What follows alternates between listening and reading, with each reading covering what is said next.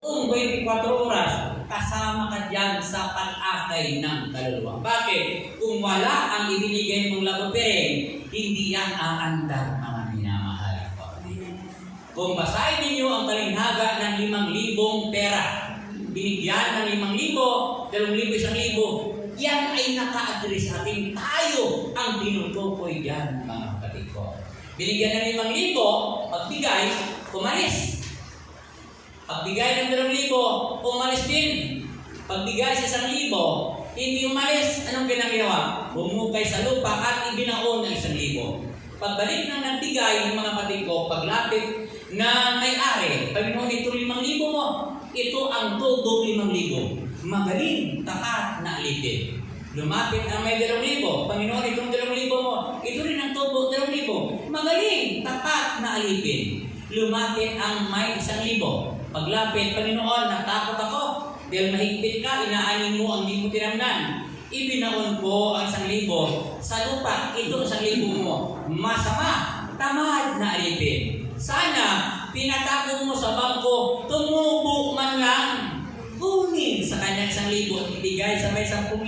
Sapat ang wala, lalong mawalaan. Ang mayroon, lalong dadagdagan. Bakit pinagdiinan ng Panginoon yung sana pinatago mo sa bangko, tumubo man lang? Parang ganito yan, mga kapatid ko. Halimbawa, bigyan niyo ako mamaya ng labupiring, mga kapatid ko.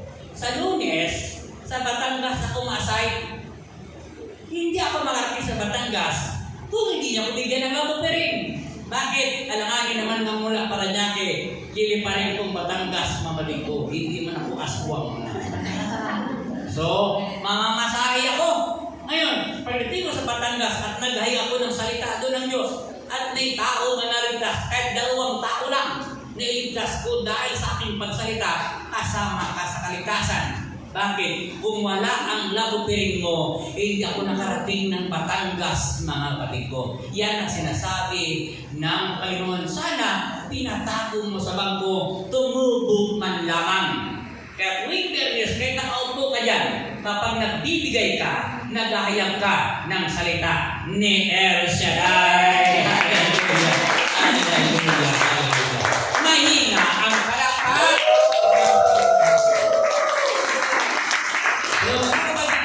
Mag-imbong tayo ng kayamanan. Saan?